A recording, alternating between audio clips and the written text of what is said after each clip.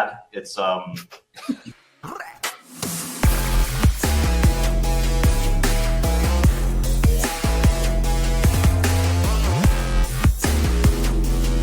All views expressed by the hosts and guests in this podcast are solely their opinions and do not reflect the opinions of their respective employers. Guests and hosts may maintain positions in the assets discussed in this podcast. This podcast is for informational purposes only, and nothing in the podcast is intended to be financial, legal, or even life advice.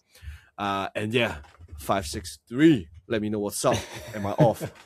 We'll just so basically how it works is BitTensor, you can think of it kind of like Bitcoin, where instead of Bitcoin being mined by a bunch of miners, we have the TAO. So BitTensor's version of their native token is spread out, and that's what funds development on BitTensor. And each of the development is organized in different subnets, so people would have heard of that. And you can think of each of these subnets as like mini competitions. So within those subnets, there are miners, and the miners compete for the token of that subnet. And every epoch, like every timestamp, there's a stack ranking of who did the best on that subnet, and depending on who did the best, they earn tokens, TAO tokens, or like the subnet tokens, basically. And that happens. And at another level, depending on how the price of the subnet tokens compare to one another, that's how TAO is split up. So every block that TAO is emitted, it is split up to different pools that all go to the subnets, depending on so if subnet A has twice the price of subnet B, then subnet A gets twice the amount of TAO tokens as compared to subnet B. And that just continues. And the idea is that you fund each of these competitions according to what the market values each of those competitions as being worth. That's the whole idea. So it's competition on top of competition. And what happened basically was there was a very, very popular subnet 3, called Templar, run by this team called Covenant. You don't have to know all these things, but Covenant had 3 subnets, one of which was very popular. I talked about it quite a bit when we did our show called TAO Talk, and we actually had the founder on a couple times. Founder's name Sam. And Templar had done a really great job of building out their subnet on subnet 3. They did a very impressive permissionless training run. They pre-trained a 72 billion parameter model, made a bunch of news. I think the post got like 1.5 million impressions, got shared by the Anthropic co-founder, obviously made news on like All In, and then Jensen Huang talked about it too. So very big news, very exciting. But then there was a falling out, and everything beyond what I've said, or everything going forward is going to be speculation because I don't know this for sure and stuff like that. But this is whatever. My best impression of what has gone on.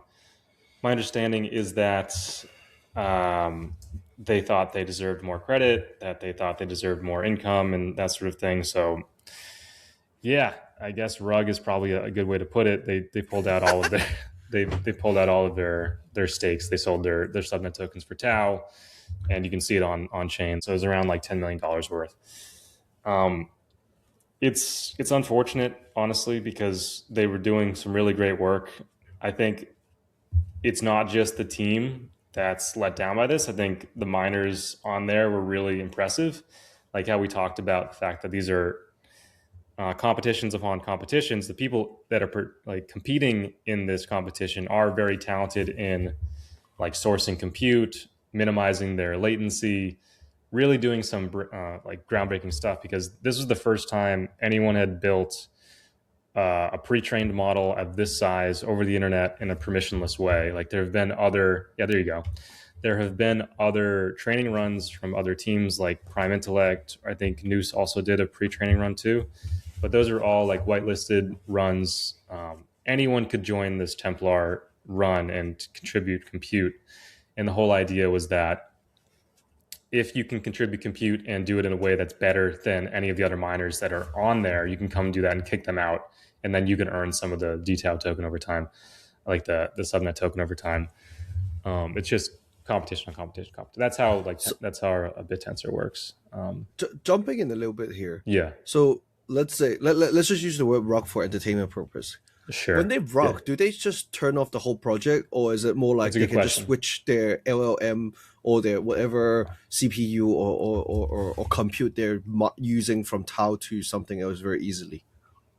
This is a good point. It comes back to who owns that subnet, right?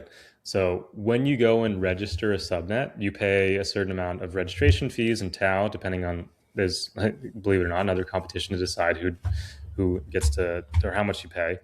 But you get to decide whose key is in charge of that subnet. And depending on what the key is, you get some rewards over time. Like you get 18% of the emissions just go to that key. And then some go to miners, some go to validators, whatever. So there is some talk now about who can take that key from the team. There's some talk about how you fix this going forward, as far as like some lock of owners' tokens. There's it's kind of tricky, right? Because people want to build this stuff on BitTensor. They want to do these training runs, and this is probably the best way to do it is on Subnet 3 because it's already established and like the code's there, it's all open source. So you could just like put it on a different one, but the idea is, I think what people want to do is just restart this. I don't know if it's going to be on Subnet 3 or it's going to be a different subnet, but so another question is that, does this mean like TAO has proven that it doesn't do well as a network? Like let's say, I don't know what the team of Templar is doing now, but like I'm guessing they just took the code and just do a centralized version of it to do LLM pre-training and just sell it as a service somehow. I don't know, man, because it's weird because the contributors to this project are not necessarily always the team itself, but it's the miners that are competing on it, right? So the miners themselves are kind of the resource that you need to convince to come over and work for you. And how do you do that if you don't have that stream of TAO to pay them? So that's a tough one to say. If you're able to convince the mining pool to do that, then maybe. I don't know.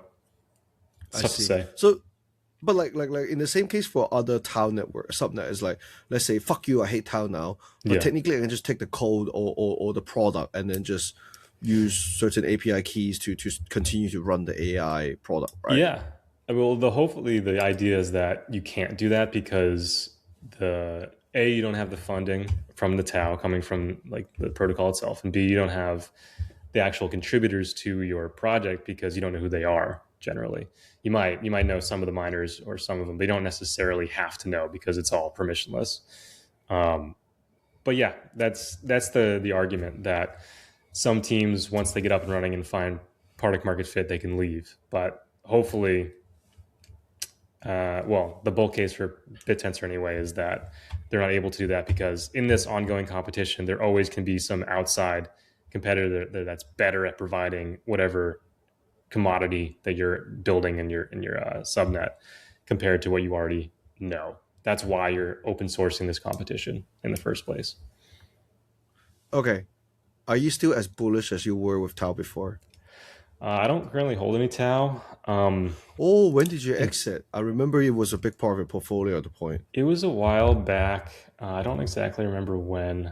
But good for yeah, you, it's bro. just, I would be more bullish if off of the back of this, we see, for everything that Covenant was saying, that's obviously wrong. There is some truth in the fact that it could work on its decentralization side of things.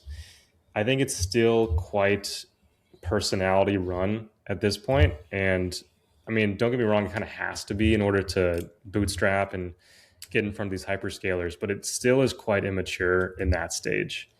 I would be a lot more confident in the protocol actually if some of the proposals that are being proposed right now don't go through, because it would show that the team or that the protocol is larger than just a couple voices. So we'll see what happens. I see. Okay. All right.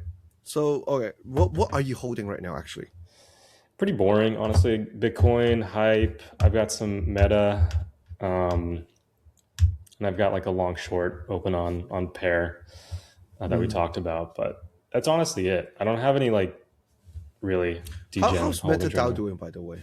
The token looks awful right now. So there's that.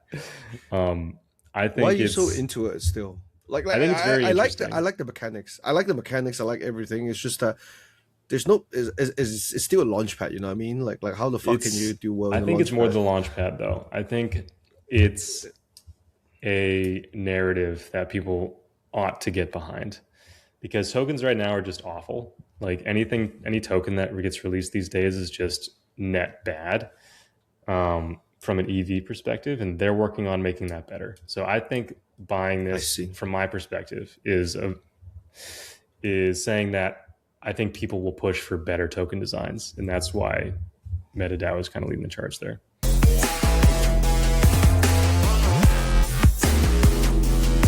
All views expressed by the hosts and guests in this podcast are solely their opinions and do not reflect the opinions of their respective employers. Guests and hosts may maintain positions in the assets discussed in this podcast. This podcast is for informational purposes only, and nothing in the podcast is intended to be financial, legal, or even life advice.